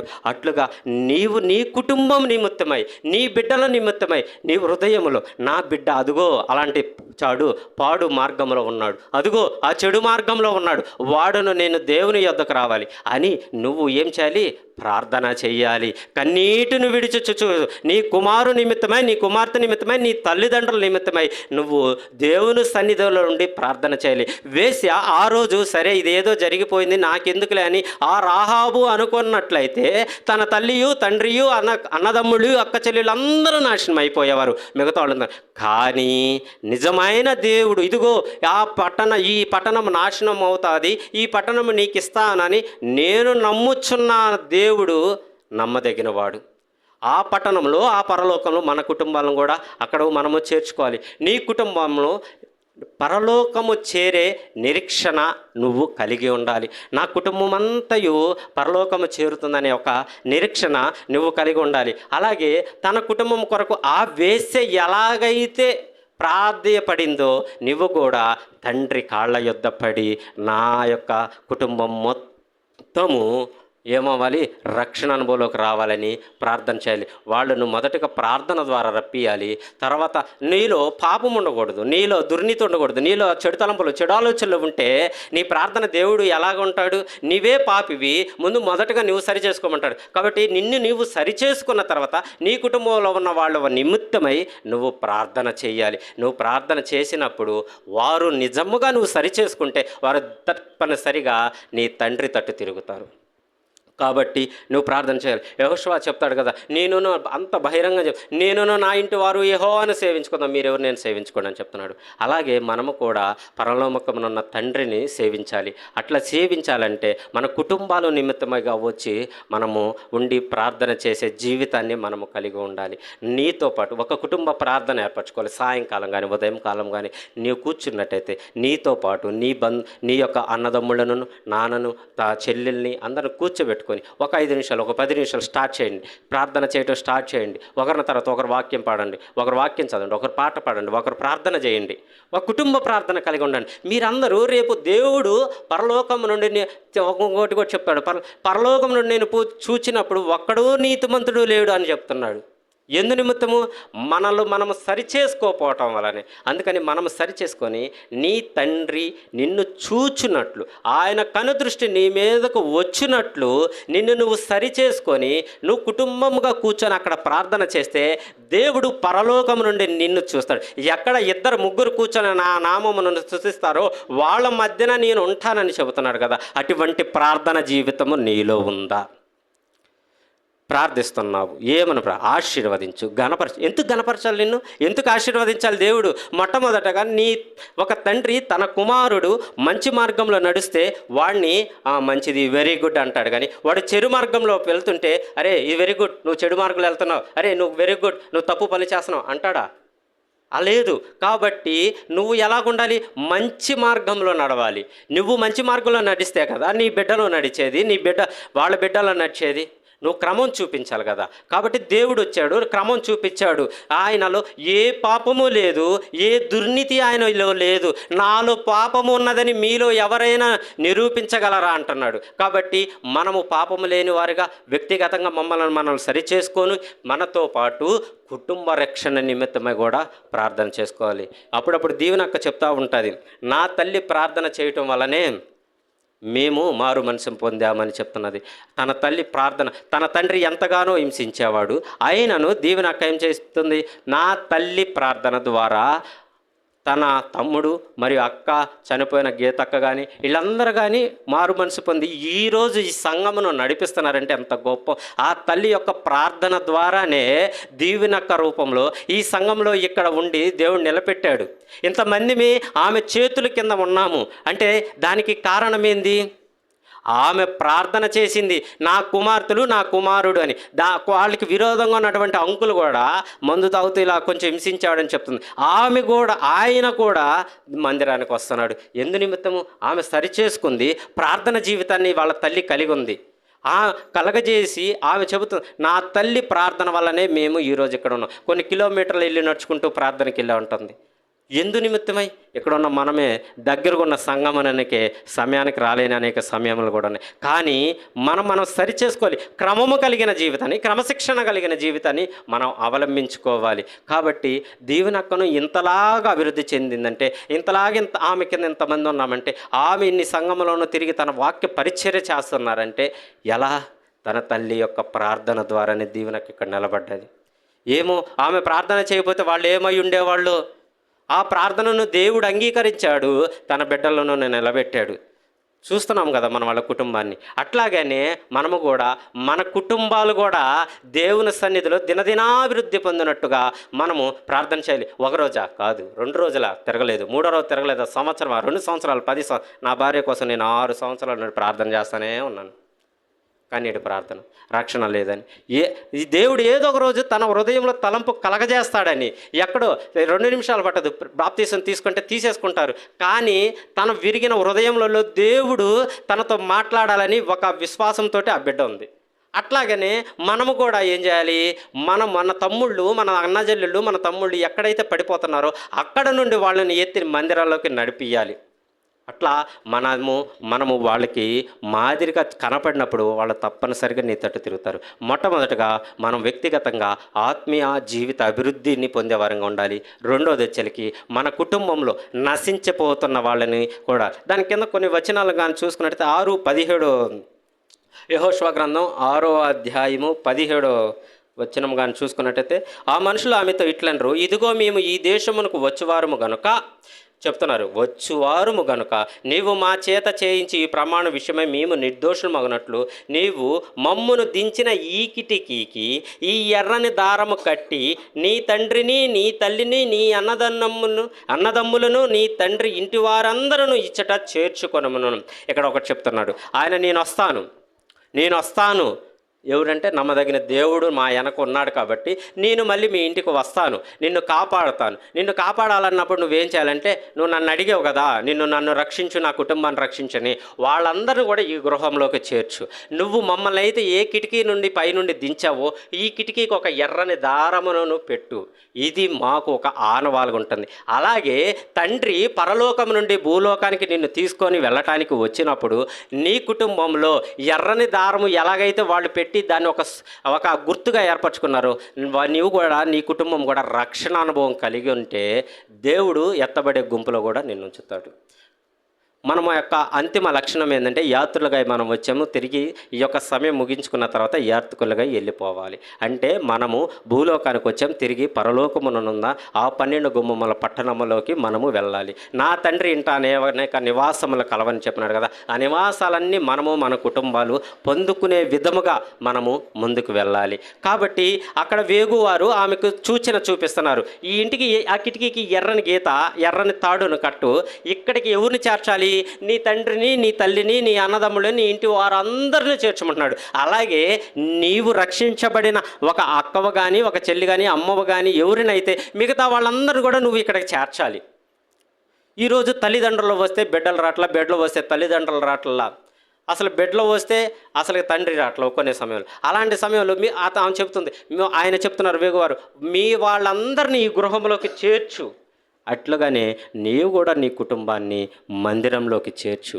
మందిరంలో చేర్చిన తర్వాత నువ్వేం చేయాలి, ఆ రాహాబు ఆ కిటికీకి ఎట్లయితే ఎర్రని తాడును ఏలాడి తీసిందో నీ కుటుంబాన్ని కూడా రక్షణ అనే ఒక దారాన్ని వాళ్ళకి చుట్టు, రక్షణ అనే వస్త్రాన్ని వాళ్ళకి చుట్టు. పరలోకమునున్న తండ్రి మనల్ని చూచినప్పుడు ఆయన సంతోషపడాలి. ఒక పాపి మారు మనసు పొందితే దేవదూతల యొక్క సంతోషగానాలు చేస్తున్నాయని మనకు చెప్పబడుతుంది.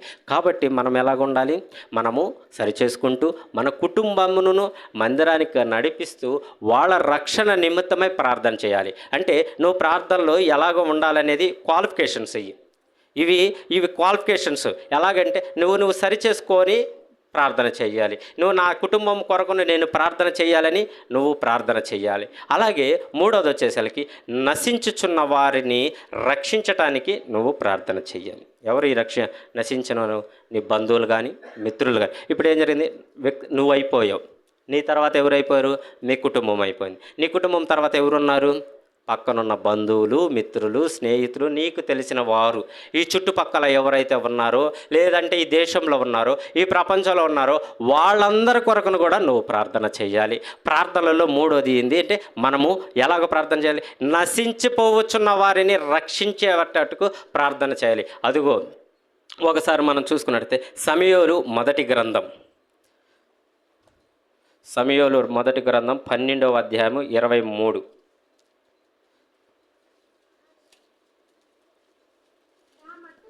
నా మట్టుకు మానుట వలన యెహోవా విరోధముగా యెహోవాకు పాపము చేసిన వాడు నగుదును, చాలమ్మ, అది నాకు దూరమగును గాక. ఇక్కడ నా మట్టుకు నేను మీ నిమిత్తము ప్రార్థన చేయుట మానుట వలన యెహోవాకు విరోధముగా పాపం చేసిన వాడును అగుదనని చెబుతున్నాడు. ఎవరు చెబుతున్నారు, 20 వచనాలు చూసుకుంటే సమూయేలు జనులతో ఇట్లా నేను భయపడుకుడేని. అంటే ఎవరు చెప్తున్నారు, సమూయేలు గారే చెబుతున్నారు. ఒక మంచి ప్రవక్త అతను చెబుతున్నాడు. ఏం చెప్తున్నాడు, నా మట్టుకు నేను మీ నిమిత్తమే ప్రార్థన చేయుట మానుట వలన యెహోవాకు విరోధముగా పాపము చేసిన వాడు నగుదును. అంటే నశించిపోతున్న వారిని నిమిత్తమై నువ్వు ప్రార్థన చేయాలి. నశించిపోతున్న నీ బంధుమిత్రులు స్నేహితులందరి నిమిత్తమై నువ్వు ప్రార్థన చేయాలి. నీవు నీ కుటుంబంతో పాటు నశించిపోతున్న సమస్తమును కొరకును కూడా నువ్వు ప్రార్థన చేయాలి. అనేక మంది ఈరోజు ఎట్లా ఉన్నారో మనకు తెలియదు. చూస్తూనే ఉన్నాం, అందరూ లోకానుసారంగా పడిపోతూ వాళ్ళ ఇష్టానుసారంగా జీవిస్తున్నారు. వాళ్ళ కొంతమంది పొద్దున్న చెప్పినట్టుగా విగ్రహాలను వాళ్ళ హృదయంలో ఉంచుకుంటున్నారు. నువ్వు ఏదైతే దేవునికి విరోధముగా ప్రేమిస్తావో ఈ లోకము ఆ యొక్క విగ్రహంగా చేసుకొని నీ హృదయంలో ఉంటే అది ఏమైంది, దేవునికి దూరంగా అయిపోతారు. అలాంటి వాళ్ళు ఎవరైతే ఉన్నారో వాళ్ళ కొరకును, అయా ఇదిగో ఆ బిడ్డ మా బంధువులు ఇళ్లలో మారు మనసు లేదయ్యా, అయా నా కుటుంబకులు కొంతమందిలో లేరయ్యా, అయ్యా నా బంధుమిత్రుల్లో ఎవరు లేరయ్యా, నా ఫ్రెండ్స్లో ఎవరు లేరయ్యా, వీళ్ళందరూ కూడా రక్షణలో రావాలయ్యా, నేను కాదయ్యా, నా కుటుంబం కాదయ్యా, వీరు కూడా ఎత్తబడే గుంపులో ఉండాలయ్యా అని ప్రార్థన మనము చేయాలి. ఒకసారి కీర్తనల భాగంలో దావీదు గారు కూడా అంటారు, 119వ కీర్తన 136 వచనం, జనులు నీ ధర్మశాస్త్రమును అనుసరింపకపోయినందుకు నా కన్నీరు ఏరులై పారుచున్నది చెప్తున్నాడు కదా. అలాగే ఆయన ధర్మశాస్త్రంను, ఆయన ఆ యొక్క ఆజ్ఞలను గైకొనకుండా ఉన్నారు కదా, వాళ్ళందరూ నిమిత్తము కూడా మనము ప్రార్థన చేయాలి. ఒకవేళ మనము చిన్న ఆలోచన చేసుకుందాము, మన కుటుంబంలో మన తల్లిదండ్రులు ప్రార్థన చేయలేదు, ఎవరు ప్రార్థన చేస్తే నువ్వు ఈ మందిరానికి వచ్చావు? నువ్వు ఇక్కడికి రావాలంటే ఎవరో ఒకరు నీ కొరకు నువ్వు ప్రార్థన చేశారు కదా. ఎవరు? నీ తల్లిదండ్రులు, వాళ్ళ అమ్మమ్మ, వాళ్ళ తాతలు ఎవరు ప్రార్థనలో లేరు, వాళ్ళు ప్రార్థన చేసేవాళ్ళు కాదు. కానీ నువ్వు అన్యుల్లో నుండి ఇక్కడికి వచ్చావంటే నువ్వు ఎందుకు వచ్చావు, ఎట్లా వచ్చావు? ఎవరో ఒకరు నీ కొరకును తప్పనిసరిగా మొరపెట్టుంటారు. అదిగో నా బంధువులలో ఆ యొక్క పురుషుడు, ఆ యొక్క అన్న, ఆ యొక్క చెల్లి మందిరానికి రావట్లేదయ్యా, వాళ్ళందరూ మందిరానికి రావాలయ్యా అని ఏదో ఒక తల్లి, ఏదో ఒక తండ్రి, ఏదో ఒక సంఘము నీ కొరకును ప్రార్థన చేయబట్టే నువ్వు ఇక్కడ ఉన్నావు. ఈ యొక్క మందిరంలోకి నువ్వు వచ్చిన దానివంటే ఆశీర్వదింపబడిన దానివు అవుదువు. కాబట్టి నువ్వు ఎలాగుండాలి? వాళ్ళు నీ కొరకును ఎవరో ప్రార్థన చేశారు, లేదా నువ్వు ప్రార్థన చేసుకుంటే నువ్వు ఇక్కడికి రాగలవా? రాలేవు. ఎవరో ఒకరి ద్వారా నువ్వు ఇక్కడికి వచ్చావు. ఇక్కడికి వచ్చావంటే దానికి ఒక పర్పస్, ఒక కారణం ఉంది. అట్లుగానే నీవు కూడా అయితే ఎక్కడైనా నీ యొక్క బిడ్డలు ఎవరైనా ఎక్కడైనా పడిపోతుంటే వాళ్ళందరిని కూడా నువ్వు తీసుకొని వచ్చి ప్రార్థన చేసేవారుగా కూడా ఉండాలి. చిన్నది ఒక చిన్న ఎగ్జాంపుల్ చెప్తాను. మా కుటుంబంలో జరిగినదే. మా కుటుంబంలో దాదాపు మా అమ్మమ్మ, మా మామ వాళ్ళ అమ్మ నవనీతమ్మ, మా కుటుంబంలో దాదాపు ఎవరిని క్రీస్తుని నమ్మిన వాళ్ళం కాదు. మా అమ్మమ్మకు 5 సంతానము, ఆడవాళ్ళు, 2 మగవాళ్ళు. వీళ్ళల్లో ఎవరు మందిరానికి వెళ్ళేవాళ్ళు కాదు. మా అమ్మమ్మ మాత్రం మందిరానికి వెళ్ళిద్ది. ఇది పెళ్లి కాకముందు జరిగింది. మా మామూళ్ళకి పెళ్ళి కాకముందు చెప్తున్నాను. ఆమె ప్రార్థనకి వెళ్ళిద్ది, మందిరానికి వెళ్ళిద్ది, ప్రతి ఆదివారం మందిరానికి వెళ్ళిద్ది, ఏదో ఒక సమయంలో వెళ్ళిద్ది. ఆమె మా ఇంటికి ఉంటూ ఆమె నివసిస్తూ మా ఇంట్లో నైట్ నిద్రపోతుండేది. కొన్నిసార్లు పొద్దున్న లేచి చూచినప్పుడు ఆమె కూర్చొని ఏడుస్తూ ప్రార్థన చేస్తుంది. ఎందుకంటే ఇదిగయ్యా నా కుటుంబంలో ఉన్న బిడ్డలు నశించిపోతున్నారు, నా కొడుకులు ఇట్లా పాపులు అయిపోయి ఉన్నారు, ఇట్లా ఉన్నారయ్యా అని ఏడుస్తూ ప్రార్థన చేస్తుంది. ఏందమ్మమ్మ నువ్వు లేతే మాకు నిద్ర లేకుండా చేస్తున్నావు, నువ్వు ఇట్లా అంటే మేము అన్నిల్లో ఉన్నాం, మేమెవరూ ప్రార్థనలో లేవు, ఏందమ్మమ్మ నువ్వు ఇట్లా ప్రార్థన చేస్తున్నావంటే, అవునయ్యా ఎట్లా ఉన్నారంటే, మీరు ముందున్నట్టు చూస్తున్నట్టు మా కిషోర్ మామ ఒకప్పుడు భయంకరమైన తాగుబోతుకు బానిస. ఈయన ఎలాగున్నదంటే మేము గోపాలలో ఉండే, తాగి నైట్ అయినాక అరే శివ ఎక్కడున్నావురా, నన్ను ఎత్తుకెళ్ళి కొంచెం ఇంటి దగ్గర ఇచ్చిపెట్టురా అన్నంతగా తాగి ఉన్నాడు. ఆ తల్లి ప్రార్థన వల్లేమో ఈరోజు ఆయన పరిచర్లో వాడుకోబడుతున్నాడు. ఆ తల్లి చేసినటువంటి ప్రార్థన వల్లేమో ఆయన ఇక్కడికి వచ్చాడు. ఆయనంతటికి ఆయన ప్రభువా నేను పాపినని ఆయన మారు మనసు పొందలే, ఆయన రాలేదు మందిరానికి, ఎవరో ఒక ప్రార్థన వల్ల, అనగా తన తల్లి ప్రార్థన వల్ల ఆయన ఇక్కడికి వచ్చాడు. అలాగే మా మామగారిని చూసుకున్నట్టయితే ఈయన కన్నా ఘోరమైనటువంటి ఆయనలో చెడు ఆలోచనలు, చెడు తలంపులు సకలము ఆయనలో ఉన్నాయి. కానీ ఈరోజు విశాఖపట్నంలో ఆయన ఒక మందిరానికి ఒక సంఘ కాపరిగా నిలబెట్టాడు. ఎందు నిమిత్తం అంటే ఒకనాడు తన తల్లి చేసినటువంటి ప్రార్థనను, ఆమెలో ఉన్నటువంటి మంచిని దేవుడు గ్రహించాడు, దేవుడు విని ఆ 2 బిడ్డలను ఈరోజు దేవుని పరిచర్లో వాడుకుంటున్నాడు. ఒకప్పుడు వీళ్ళు పాపులే, కానీ ఈరోజు దేవుని నిమిత్తమై ముందుకు సాగుతున్నారు. ఎక్కడికి వెళ్ళినా ఒకప్పుడు వీరు వీళ్ళు తాగుబోతుడు రా మందు తేరా, రే వీడు అలాంటి రా ఒక సిగరెట్ తేరా అనేవాళ్ళు. ఈరోజు ఇదిగో వీళ్ళు దేవుని బిడ్డలుగా మా కుటుంబాల్లో నిలవబడ్డారంటే ఆ తల్లి చేసిన ప్రార్థన, ఆ తల్లి ఆ సమయంలో ఆ ఉదయకాలంలో లేచి నా కుటుంబం నిమిత్తమైపోతున్నారు. ఇక్కడ నశించిపోతున్నవారంటే వీళ్ళిద్దరూ నశించిపోవడానికి దగ్గరగా ఉన్నారు. వీళ్ళు పాపమునకు దగ్గరగా ఉన్నారు. కానీ నశించిపోతున్న వీళ్ళల్లో కూడా దేవుడు విశ్వాసమును చూచి వీళ్ళిద్దరిని ఇప్పుడు పరిచయలో వాడుకోబడుతున్నాడు. ఈయనను ఒక మాత్రం అనుకుంటుంటే ఆయనను సంఘమునకు చేతులు, ఈయన కన్నా ఎక్కువ పాపాలు చేసిన వాడు ఆయనను. ఈరోజు ఆయన సంఘముఖ్యంలో 40 మంది దాకా ఉండి మేము వెళ్ళాము వైజాగ్, వెళ్ళి అక్కడ పరిచర్య చెబుతున్నాడు. అరే మేము ఎంతగానో ఆశ్చర్యపడాం. ఇన్ని సంవత్సరాలు ఆయన వాక్యం మేము వెళ్ళలేదు. అరే ఏంది ఈయన ఇంత బాగా చెబుతున్నాడు. ఆయన పాటలు పాడుతుంటే ఆ స్వరము ఒక గంభీరంగా ఉన్నది. అరే దేవుడు ఇంతలాగా వాడుకున్నాడు ఎలాగా? ఒకనాడు ఆ బిడ్డ నిమిత్తమై, ఆ తల్లి చేసిన ప్రార్థన నిమిత్తమై, ఆ ప్రార్థన ఒకానొక సమయంలో దేవుని యొద్దకు చేరి తగిన సమయమునందు ఆయన చేతుల కింద మీరు ఎలాగుండాలి, బలిష్ఠులుగాను భయభక్తులు కలిగి ఉన్నప్పుడు తగిన సమయమునందు మిమ్మల్ని దేవుడు హెచ్చించినట్లు మీరు తగ్గింపు జీవితములను కలిగినప్పుడు దేవుడు మిమ్మల్ని తప్పనిసరిగా హెచ్చిస్తాడు. అప్పుడు దాకా మనం ఏం చేయాలంట?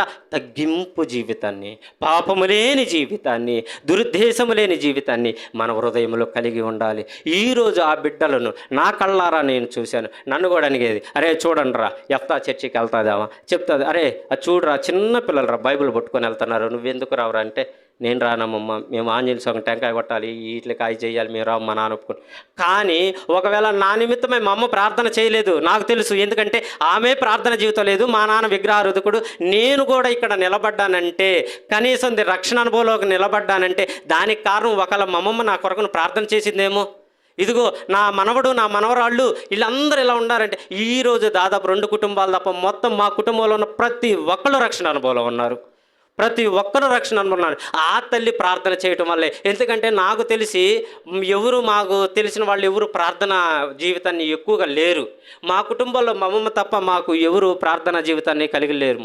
మా అమ్మమ్మ మాత్రం ప్రార్థన ఉండేది, ఏడుస్తూ ప్రార్థన ఉండేది. నేను 1-2 సార్లు చాలాసార్లు చూశాను. ఆమె ఏడుస్తూ ప్రార్థన చేస్తుంది, అయ్యా నా కొడుకు తాగుబోతుడు అయిపోయాడు, నా కొడుకు ఇట్లా వ్యభిచారి అయిపోయారు, వాళ్ళు ఇట్లా ఏదేదో ప్రార్థన చేస్తుంటుంది. నేను వినేవాడిని తప్పనిసరిగా. ఎందుకంటే ఆమె ఏడుస్తా పెద్ద మాట్లాడుతూ ప్రార్థన చేసేది. ఒకసారి నేను ఇట్లా అరుస్తున్నానని నా తలుపుకి గొళ్ళెం కూడా పెట్టింది, ఈడు ఏడొస్తున్నాడు ఈడు బయటికని తప్పను, నన్ను డిస్టర్బ్ చేస్తున్నాడని. అట్లాగా ఆమె ఉంది. అట్లాంటి ఒకవేళ ఆమె జీవితం యొక్క ప్రార్థన ఏమో ఆ బిడ్డలు ఈరోజు ఆమె సంతానం లెక్క చేసుకుంటే ఒక 60-70 మంది ఉంటాము. ఇందులో ఒక 60 మంది ఈజీగా రక్షణ అనుభవంలో దేవుణ్ణి ఎరిగి దేవుని మందిరానికి వెళ్తున్నాడు. ఆ తల్లి ప్రార్థన వల్లే ఉన్నాం. కాబట్టి మేమందరం నశించిపోవాల్సిన వాళ్ళము, మేము దేనికి పనికిరానటువంటి వాళ్ళమి. మమ్మల్ని దేవుడు ఈరోజు తన సంఘంలో చేర్చుకోబడ్డాడంటే అది ఆ యొక్క తల్లి యొక్క ప్రార్థన. అలాగే నీ ప్రార్థన ఎలాగ ఉండాలంటే, నీ బంధుమిత్రులను, నీ స్నేహితులను, నీ ఫ్రెండ్స్ను అందరినీ నీ సంగమనకు నీ నిజమైన దేవుడు యేసు ఆయన తట్టు వారును తిప్పునట్లు నువ్వు ప్రార్థన జీవితాన్ని కలిగి ఉండాలి. మొట్టమొదటగా నువ్వు సరిచేసుకున్న ప్రార్థన చేయాలి. రెండవది వచ్చేసరికి నువ్వు ఎలాగ ప్రార్థన చేయాలి? నీ కుటుంబము అంతా కుటుంబ రక్షణ నిమిత్తమై ప్రార్థన చేయాలి. వాళ్ళు రావటమే కాదు, పరలోకమును వస్తే ఉపయోగం ఏముంది? వాళ్ళ రక్షణ దేవుడిని నమ్మాలి, మారు మనసు పొందాలి, వాళ్ళ పరలోకం చేరాలి కదా. అట్లుగా ఆ యొక్క ప్రార్థన నువ్వు కలిగి ఉండాలి. నువ్వు ఆత్మీయ అభివృద్ధితో పాటు నీ యొక్క కుటుంబ రక్షణ. రాహాబు వేశ్య అయినా కూడా తన కుటుంబాన్ని అంతా రక్షించుకుంది కదా. మనం ఈరోజు పరిశుద్ధులుగా ఉన్నామని కదా. మనం పరిశుద్ధులుగా ఉన్నప్పుడు మన కుటుంబాన్ని మన మొత్తాన్ని ఎందుకు రక్షించుకోలేము? అప్పుడు దాకా నువ్వు కన్నీటిని కారుస్తూ నువ్వు ఎందుకు ప్రార్థన చేయలేవు?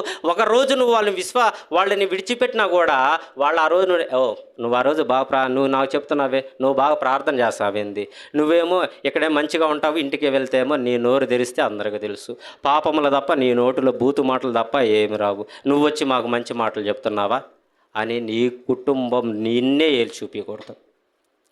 అర్థమైందా? మనము ముందు పరిశీలించుకొని మనం సరి చేసుకున్నప్పుడే కదా మన బిడ్డలు మన మాట నైనేది. నువ్వే సరిగ్గా లేనప్పుడు, నువ్వే సక్రంగా లేనప్పుడు నీ తల్లిదండ్రులు, నీ బిడ్డలు నీ తట్టు చెయ్యెత్తి చూపి నీ జీవితం బాగుందా నువ్వు నాకు చూపటానికి అనే మాట నీ దగ్గరికి రాకూడదంటే నువ్వేముండాలి? పాపమ్మ లేనిది వాళ్ళని చెడాలోచనలు, చెడు తలంపులు నీలో లేనటువంటి ప్రార్థన జీవితాన్ని కలిగి ఉండాలి. కాబట్టి మనం సరి చేసుకోవాలి. మన కుటుంబం అంతా రక్షణ నిమిత్తమై ప్రార్థన చేయాలి. మరియు నశించిపోతున్నది ఈ లోకంలో అనేక మంది. ఆయన చెబుతాడు కదా, పరలోకమునకు ఆరోహణం ఆయన వచ్చి వెళ్ళిపోయేటప్పుడు ఈ సమస్త జనులందరినీ నా శిష్యులుగా చేయమని చెప్తాడు. అంటే ఇక్కడ ఉన్న ప్రతి వారు రక్షణ పొందాలని, ఈ ప్రపంచంలో ఉన్న ప్రతి బిడ్డ, మారుమూలమున్న బిడ్డ కూడా రక్షణ పొందాలని ఆయన కోరుకుంటున్నాడు. కాబట్టి నువ్వు ఆ యొక్క దేశమునకు వెళ్ళి, ఆ యొక్క రాష్ట్రాలకు వెళ్ళి, ఆ యొక్క గేటు దాటి వెళ్ళి నువ్వు పరిచయం చేయలేదు. కానీ మొట్టమొదటిగా నీలో ప్రార్థన చేసే స్వభావమును అవలంబించుకో. అదుగో ఈ యొక్క అగ్రహారం గేటు సమీపంలో ఉన్న వాళ్ళందరూ రక్షణ పొందాలయ్యా. ఒంగోలులో ఉన్న వాళ్ళందరూ రక్షణ పొందాలి. ప్రకాశం జిల్లా, హైదరాబాద్, ఇట్లా ప్రతి గ్రామము నిమిత్తమై నువ్వు ప్రార్థన చేయాలి. అప్పుడు నశించిపోచున్న వారు నీ ప్రార్థన ఒకానొక రోజు తగిన సమయమందు దేవుడు నీ ప్రార్థన ద్వారా ఆ బిడ్డను లేపునేమో. అటువంటి ప్రార్థన జీవితాన్ని నువ్వు కలిగి ఉండాలి. నీ ఫ్రెండ్స్ అనే దినము నిన్ను కలుసుకుంటారు కదా, అనేక మంది కలుసుకొని ఉంటారు కదా. వాళ్ళ రక్షణ కొరకు, వాళ్ళు వాళ్ళ రక్షణ కొరకని నువ్వు ప్రార్థన చేస్తున్నావా? నీ దగ్గరికి వస్తున్నటువంటి నీ బంధువులు, మిత్రుల నిమిత్తమై నువ్వు ప్రార్థన చేస్తున్నావా? నువ్వు ప్రార్థన చేసేదానిగా కూడా ఉండాలి. నీ రక్షణ కొరకును ఒకప్పుడు ఎవరో ప్రార్థించారు కాబట్టే నువ్వు ఈరోజు ఉన్నావు.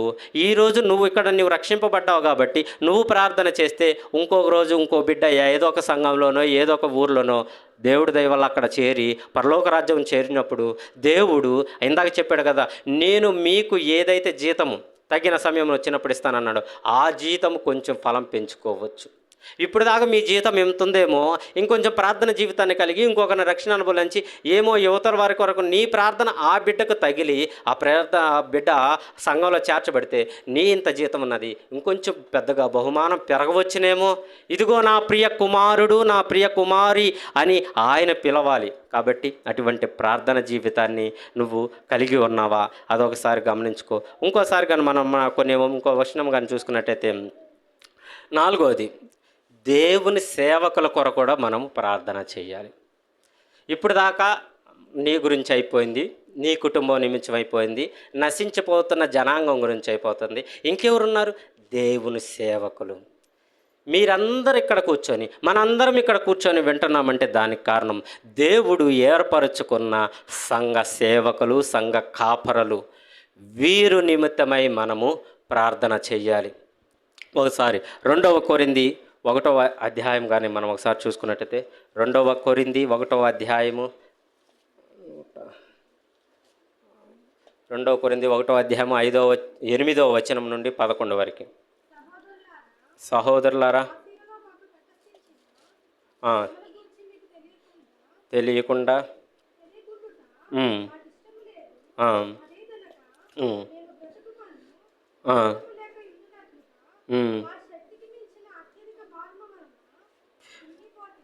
ఒక్క నిమిషమ్మా.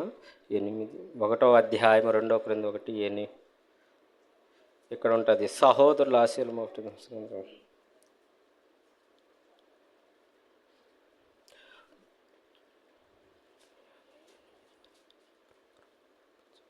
ఇక్కడ ఉంటుంది. అనేక మార్లు మరణం నుండి మేము తప్పింపబడినాము, మా కొరకును అక్కడ 10 ఆయన అట్టి గొప్ప మరణం నుండి మమ్మల్ని తప్పించును, ఇక మందును తప్పించును, మరియు మా కొరకు ప్రార్థన చెయ్యుట వలన మీరు కూడా సహాయము చెయ్యుచుండగా ఆయన ఇంకా ముందుకును మమ్మను తప్పించునని ఆయన యందు నిరీక్షణ గలవారమై ఉన్నాము. అందువలన అనేకుల ప్రార్థన ద్వారా మాకు కలిగిన కృప వరము కొరకు అనేకుల చేత మా విషయమై కృతజ్ఞతాస్తుతులు చెల్లించబడను. అపోస్తుడైన పౌలు గారు చెబుతున్నారు ఏమని? మా కొరకు ప్రార్థన, మీరు చేసిన ప్రార్థన మూలంగా అనేక సార్లు మేము మరణం నుండి కూడా తప్పించబడుతున్నాము. మేము తప్పించబడటమే కదా, ఇంకా మీరు చేసిన మా కొరకు చేసిన ప్రార్థనలను ఆ కృప, దేవుని కృప మేము పొంది ఉన్నామని చెప్పుచున్నాడు. ఇదే కాదు, 1వ దెస్సలోనికీయులకు రాసిన గ్రంథము 5వ అధ్యాయము 25. 1వ దెస్సలోనికీయులకు రాసిన 5వ అధ్యాయము 25. సహోదరులారా, మా కొరకు ప్రార్థన చేయుడి. పై వచనం వచ్చండి. సహోదరులారా, మా కొరకును ప్రార్థన చెయ్యండి. ఇక్కడ ఎవరు చెప్తున్నారు? దెస్సలోనికీయులకు రాసిన గ్రంథంలో అపోస్తలుడైన పౌలు గారు. ఆయన కూడా ఏం చెప్తున్నాడు? ఇందాక చెప్పినాడు, మీరు ప్రార్థన చేసినప్పుడు మేము మరణము నుండి తప్పించబడ్డాము.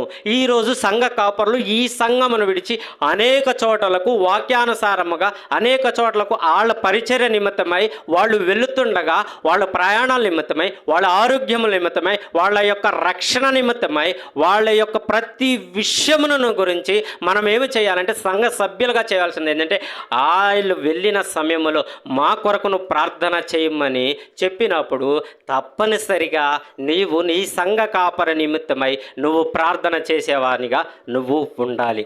ప్రార్థన చేసేదానిగా నువ్వు ఉండాలి.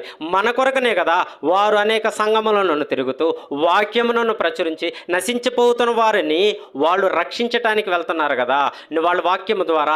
అలాంటి ఆ యొక్క సంఘ కాపరులను, ఆ సంఘ సభ్యులను మనము మన ప్రార్థన ద్వారా వాళ్ళు ఎక్కడ సాతాను మనకన్నా సంఘ కాపరుల మీదుగానే ఎక్కువగా వాళ్ళ యొక్క ప్రభావం ఉంటుంది. ఎందుకంటే వాళ్ళు ఒక్కరిని పడేస్తే చాలు సంఘం మొత్తం పడిపోయిద్ది. వాళ్ళు ఒక్కరు మాత్రం లేకుండా చేస్తే సంఘం మొత్తం చీల్చిపడుతుంది. వాళ్ళు ఒక్కరు లేకపోతేనే ఈ సంఘం అస్తవ్యస్తం అయిపోతుంది అంటారు. ఇప్పుడు ఆ యొక్క గొర్రెల కాపరి లేకపోతే గొర్రెలు ఎలాగైతే చెల్లు చెదలుగా వెళ్ళిపోతాయో అట్లుగా మన సంఘ కాపరు లేకపోతే మనం కూడా చెల్లు చెదలుగా మన ఇష్టానుసారంగా వెళ్ళిపోతాం. ఒక సంఘం ఉన్నది, ఆ సంఘమునకు ఒక సంఘ కాపరు ఉన్నాడు. ఆ కాపరి కింద అనేక మంది బిడ్డలం ఉన్నామంటే అది దేవుని కృప. కాబట్టి ఆ దేవుని కృపను పొందినటువంటి ఆయన ఏర్పరుచుకున్నటువంటి తన బిడ్డలను ద్వారా మనకు ఆయన మాటలు పరిశుద్ధాత్మ ద్వారా మనకి వినపింపజేస్తున్నారంటే, రక్షణలో విశ్వాసంలో ఉన్న నీవు దినదిన అభివృద్ధి పొందాలంటే దానికి మూలం మన కాపరులు. ఈ కాపరులు వాళ్ళు సంతోషముగా ఉంటే, వాళ్ళు ఆనందంగా ఉంటే, వాళ్ళు బ్రతికి ఉంటే మనకు ఎంతో మేలు. ఎందుకంటే వాళ్ళు లేకపోతే చెప్పాను కదా మన జీవితాలు ఎట్లా ఉంటాయో మనకు తెలుసు. ఒక గొర్రెల కాపరి లేకపోతే ఆ యొక్క ఒక గొర్రె ఈ గోడ వెళ్ళిద్ది, ఇంకో గొర్రె ఆ గొంతుకి వెళ్ళిద్ది, ఇంకో గొర్రె ఎటుపోయిద్ది. ఒక గొర్రె దొరికినప్పుడు ఆ యొక్క గొర్రెలను కాచుకొని దొంగిలించాలని చూస్తున్న అటువంటి ఎవడైనా ఆ గొర్రెను తీసుకొని వెళ్ళిపోతాడు. అలాగే చీల్చబడిన నీవు ఇక్కడ నుండి తప్పి వెళ్ళిపోయావంటే నీ కాపరి లేకపోతే నిన్ను పడద్రోయటానికి ఇందాక చెప్పినట్టుగా సింహము సాతాను ఎలా ఉన్నాడంట? గర్జించు సింహము వలె ఉన్నాడంట. నిన్ను ఎక్కడ మృంగుదామా, ఎక్కడ నిన్ను పాతానికి తొక్కుదామా ఆయన అంటున్నాడంట. కాబట్టి మనం ఏం చేయాలంటే మన సంఘ కాపర్ల నిమిత్తమై కూడా మనము ప్రార్థన చెయ్యవలెను. మన కొరకును వాళ్ళు ఎంతో ప్రయాసపడి చెప్తున్నారు. వాళ్ళు మనల్ని నమ్మట్లేదు కానీ దేవుని నమ్ముకొని ఇక్కడ ఉన్నారు. కానీ దేవుని మూలము వాళ్ళు ఇక్కడ ఉన్నారు కాబట్టి వాళ్ళ నిమిత్తమై వాళ్ళకి ఏ అపాయము కీడు ముట్టకుండా వాళ్ళకు మంచిగా ఉండాలని, సంతోషముగా ఉండాలని, వాళ్ళు బాగుండాలని మనము ప్రార్థన చేసుకోవాలి. దేవుని సేవకులు దేవుని నమ్ముకొని ఉన్నారు కాబట్టి అలాంటి బిడ్డలను మనము ఏం చేయగలము? వాళ్ళకి కుదిరితే కొంచెం ఏదైనా సహాయం చేయగలము. లేదా నువ్వు చేసినా చేయకపోయినా ఏర్పరచుకున్నవాడు ఆయన, వాళ్ళను పోషించగలిగిన వాడు కూడా ఆయనే. కానీ మనము ఆ సంఘ కాపర్లకు మనము ఆత్మీయ బిడ్డలము గనుక మనము ప్రార్థన చేయాలి. యేసు ప్రభు వారు కూడా తన తండ్రికి ప్రార్థన చేస్తూనే ఉన్నాడు. అలాగే మనము కూడా మనకి ఇవ్వబడినటువంటి ఆత్మీయ తల్లి తండ్రుల నిమిత్తమై మనము కూడా దినదినము రోజు వాళ్ళ నిమిత్తం ప్రార్థన చేయాలి. వాళ్ళు నీకైనా కొంచెం సమయం ఉండిద్దేమో కానీ వాళ్ళకు సమయం ఉండదు. వాళ్ళు రోజు పరిగెత్తుతూనే ఉంటారు వాక్యమును బోధించడానికి. ఇప్పుడు చూస్తుంటే మన జనీలన్న గారిని చెబితే మనం ఆ యొక్క వాట్సాప్ గ్రూప్లో చూస్తే ప్రతిరోజు ఏదో ఒక మీటింగ్, ఏదో ఒక ప్రార్థన, ఆ ఫోటోలు పెడతా ఉంటాడు. నేను పలానా రోజు ఈరోజు అలా నేను అలా ఆయనకు కలిగి ఆయన వెళ్తున్నాడు. ఈ వయసులో కూడా ఆయన అనుకోవచ్చు, ఇదిగో నా ఆరోగ్యం సహకరించట్లేదు, నేను వెళ్ళవలసిన అవసరం లేదు అని అనుకోవచ్చు. కానీ మన ప్రార్థన నిమిత్తమే వాళ్ళు చేసిన ప్రార్థన నిమిత్తమై ఆయనకు ఆరోగ్యం ఇచ్చి దేవుడు ఇంకనూ నశించిపోవచ్చున్న వారిని వెతికి రక్షించుటకు ఆయన తనకు ఇవ్వబడినటువంటి పని నిమిత్తం వెళ్తున్నాడు. మనము ఆ పనిని ఆటంకపరిచే వారంగా ఉండకూడదు, కానీ ఆ పనికి నీకు వీలైతే సహాయము చేసేవారిగా మనం ఉండాలి. ఆ సహాయము నువ్వు ధనరూపం చేయని అవసరం లేదు. నువ్వు ఏదైనా నువ్వు తెచ్చి బహిరంగంగా ఇదిగో నేను ఇది ఇస్తున్నానని కనపడని ప్రార్థన చేసినా కూడా ఆ తల్లికి దానికన్నా గొప్పదై ఉంటుంది. కాబట్టి మనము దేవు సేవకుల నిమిత్తమై బాధ్యతతో ప్రార్థిస్తే దేవుని సేవలో పాల్గొన్న వాళ్ళము కూడా మనం అవుతాం. కాబట్టి దేవుని బిడ్డలమైనటువంటి మనము ఈరోజు మనము నేను ఈ మెసేజ్ చాలా ఉంది, 2-3 మెసేజ్లు అవుతాయి. దేవుడిని నేను ప్రార్థించుకున్నప్పుడు నాకు చెప్పబడినది ప్రార్థన విషయంలోనూ ఇంకనూ చాలా ఉన్నాయి. సమయం తక్కువ ఉంది కాబట్టి ఈ యొక్క 4తోటి ముగిస్తున్నాను. మొదటిగా మనము ప్రార్థన జీవితంని అవలంబించుకోవాలి, వ్యక్తిగత జీవితాన్ని సరిచేసుకోవాలి, మన కుటుంబ రక్షణ నిమిత్తమై మనం ప్రార్థన చేయాలి. నశించిపోతున్న వీళ్ళందరి నిమిత్తమై కూడా నువ్వు ప్రార్థన చేయాలి. మరి ముఖ్యంగా సంఘ కాపర్లు మనందరం సంతోషంగా ఉన్నామంటే, ఈరోజు ఇక్కడ కూడుకొని ఉన్నామంటే ఆ సంఘ కాపర్లు దినము రోజు మన కొరకును, మా కుటుంబాల కొరకును వాళ్ళు ప్రార్థన చేస్తూనే ఉంటారు. నీ తల్లిదండ్రులు నీ కొరకును ప్రార్థన చేయటం మానతారేమో, కానీ దేవుని ప్రేమ ఎరిగి దేవుని ద్వారా ఏర్పరచుకున్న సంఘ కాపర్లు తప్పనిసరిగా ప్రార్థన చేస్తారు. వాళ్లకు అది ఇవ్వబడినటువంటి బాధ్యత. కాబట్టి మనందరం కూడా ఈరోజు ఇక్కడ నుండి ఈ 2023 సంవత్సరంలో నువ్వు ఇలాంటి జీవితాన్ని కలిగి ఉన్నావో లేదో నాకైతే తెలియదు, కానీ ఈ 2024 ఒకవేళ నువ్వు అలాంటి జీవితాన్ని లేకపోతే ఈరోజు ఈ చెప్పబడిన వాక్యానుసారముగా నువ్వు నడిస్తే దేవుడు నిన్ను తీస్తాడు అని చెప్పాడు కదా యాకోబు పత్రిక 4:3. సుఖభోగముల నిమిత్తమై నువ్వు ప్రార్థన చేస్తే ఆయన అన్నాడు, నీ యొక్క మొరను నేను లక్ష్య పెట్టను అన్నాడు. నువ్వు అలాగా సుఖభోగాల కొరకు నువ్వు కాదు, ఈ నేను చెప్పబడినటువంటి ఈ 4 విషయములను గురించి ఒకసారి ప్రార్థన చేసి చూడండి. నీవు వీళ్ళ నిమిత్తమే ప్రార్థన చేస్తాడు. సొలొమోను గారు ఎంతో జ్ఞాని. ఆయనను దేవుడు ప్రత్యక్షమయ్యి ఆయన ఆ యొక్క దర్శనంలో ఆయన చెప్తాడు, అయ్యా నేను ఈ యొక్క ప్రజలను వాళ్ళకి తీర్పు తీర్చుటకు నేను చిన్నవాడును, నాకు ఏమి తెలియదయ్యా, నేను అల్పుడును, నాకు నువ్వు జ్ఞానం ఇవ్వయ్యా అని అడుగుతాడు. ఏమడుగుతాడు? జ్ఞానమును మాత్రం అడుగుతాడు. ప్రభువారు అంటాడు, అప్పుడు ఏమంటాడు, నువ్వు నీ యొక్క శత్రువులను చంపమని అడుగుతావేమో, లేదా వాళ్ళని నువ్వు అప్పగింపబడతావని అడుగుతావేమో అనుకున్నాను. నువ్వు అలా అడగలేదు, కనుక నీకు ఐశ్వర్యమును నీకు ఇక్కడ లేనటువంటి గొప్ప జనాంగమునుగా నిన్ను చేద్దానని దేవుడు చెప్తున్నాడు. ఆయన హృదయంలో, సొలొమోను గారు హృదయంలో కొంచెమే ఉన్నది, నాకు జ్ఞానము చాలు మాత్రమే అనుకున్నాడు. కానీ అంతకు మించి దేవుడిచ్చాడు. కాబట్టి మనము కూడా ఈరోజు మన జీవితంలో పాపము లేని జీవితం, దుర్నీతి లేని జీవితం, చెడాలోచనలు చెడుతలంపులు లేని జీవితంతో ఉండి ప్రార్థన నువ్వు సరిచేసుకుంటూ నీ కుటుంబాన్ని నిమిత్తమై, నశించుచున్న వారి నిమిత్తమై, వీళ్ళందరి కొరకు నువ్వు సంఘ కాపర్ల నిమిత్తం కానీ ఒకసారి ప్రార్థన చేయి. దేవుడు నీకు ఇప్పుడు దాకా పొందుకున్న దానికంటే ఇంకానూ ఎక్కువ ఆశీర్వాదాలు నువ్వు పొందుకుందు. నువ్వు అడగవలసిన అవసరం లేదు, దేవా నన్ను ఆశీర్వదించు, నన్ను గణపరచు అని నువ్వు అడగనవసరం లేదు.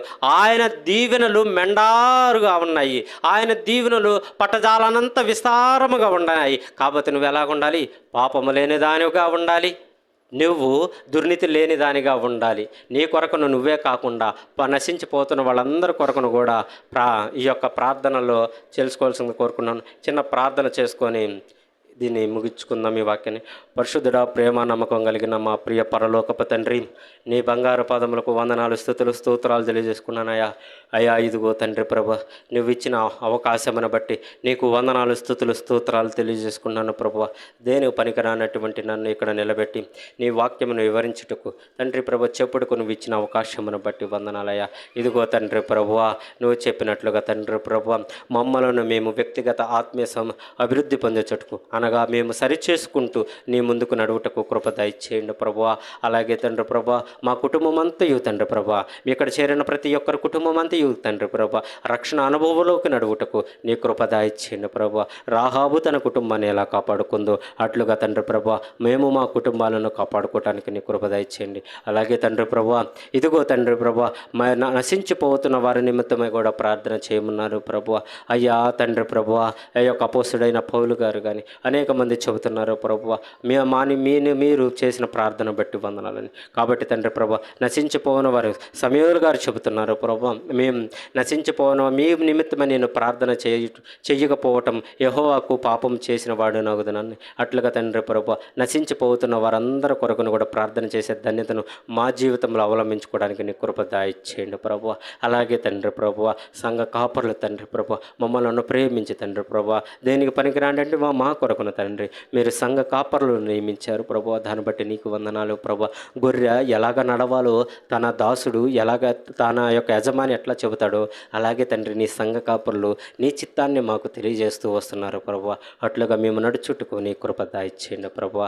చెప్పబడిన ఈ 4 వంశములను ఎక్కడ తప్పిపోకుండా మా హృదయంలో పదిలమ చేయండి ప్రభువా. నీరు పెట్టి ఫలింప చేయండి ప్రభువా. నూరంతలుగా దీవించి ఆశ్రయించి వచ్చిన బిడ్డలందరి వాక్యానుసారంగా జీవించే కృపను దయచేయమని నీ చిత్తానికి తండ్రి ప్రభువా నీ సన్నిధిని మాకు తోడుగా ఉంచమని నజరేయుడైన యేసుక్రీస్తు నామములో అడిగి వేడుకున్నాం తండ్రి. ఆమేన్.